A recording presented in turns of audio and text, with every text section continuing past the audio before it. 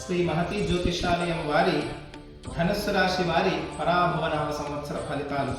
ఆదాయం 14, వ్యయం 11, రాజపూజ్యం 5, అవమానం 6.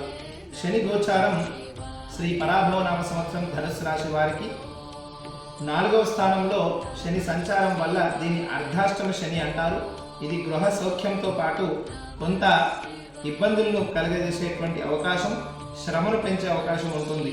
జూన్ 2 నుండి బృహస్పతి సంచారం 8వ స్థానంలో, అక్టోబర్ 31 నుండి జనవరి 25, 2027 సంవత్సరంలో భాగ్యస్థానంలో శని సంచారం ద్వారా 3 నెలల పాటు ఆర్థిక బలాన్ని కలిగిస్తాడు. ఆ తర్వాత మళ్ళీ 8వ స్థానంలో బృహస్పతి సంచారం చేరుకొని ఆర్థిక బలహీనతకు కారకుడవుతాడు. వృత్తి ఉద్యోగాల్లో ఈ సంవత్సరం ఒక పాఠం లాంటిది. పనుల్లో తీవ్రమైనటువంటి ఒత్తిడి, నిందలు రావచ్చు. అదేవిధంగా భారీ పెట్టుబడులు పెట్టకపోవడం మంచిది. అర్ధాష్టమ శని ప్రభావం వల్ల వాహన సమస్యలు, ఆర్థిక సమస్యలు, కుటుంబ సమస్యలు తలెత్తవచ్చు. కుటుంబ వాతావరణంలో చాలా సంయమనం పాటించాలి. తల్లి విషయంలో శ్రద్ధ వహించాలి. ఈ సంవత్సరం ఆరోగ్యం పట్ల ఏమాత్రం నిర్లక్ష్యం తగదు. అర్ధాష్టమ శని ప్రభావం మనిషికి అశాంతి, అభద్రతను కలిగిస్తుంది. రాత్రి సమయాల్లో డ్రైవింగ్ చేయడంలో అప్రమత్తంగా ఉండాలి.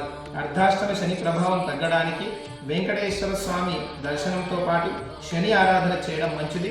శివాలయంలో నువ్వుల నూనెతో దీపారాధన చేయడం ద్వారా అర్ధాష్టమ శని దోషం కలుగుతుంది. అదేవిధంగా అష్టమ గురుదోషం తొలగడానికి కూడా బృహస్పతి ఆరాధన చేయడం, దత్తాత్రేయ ఆరాధన చేయడం మంచిది. డిసెంబర్ 2 తర్వాత రాహు 2వ స్థానంలో, కేతు 8వ స్థానంలో ప్రతికూలతలు తొలగడానికి దుర్గాదేవి ఆరాధనతో పాటు సుబ్రహ్మణ్య స్వామి ఆరాధన చేయడం మంచిది. ముఖ్యంగా ధనురాశి వారు దుర్గాదేవిని, సుబ్రహ్మణ్య స్వామిని, వెంకటేశ్వర స్వామిని, దక్షిణామూర్తిని, అదేవిధంగా దత్తాత్రేయ స్వామిని ఆరాధించడం వల్ల ఈ సంవత్సరం మంచి శుభ ఫలితాలు పొందుతారు. సర్వే జన సుఖినో భవంతు.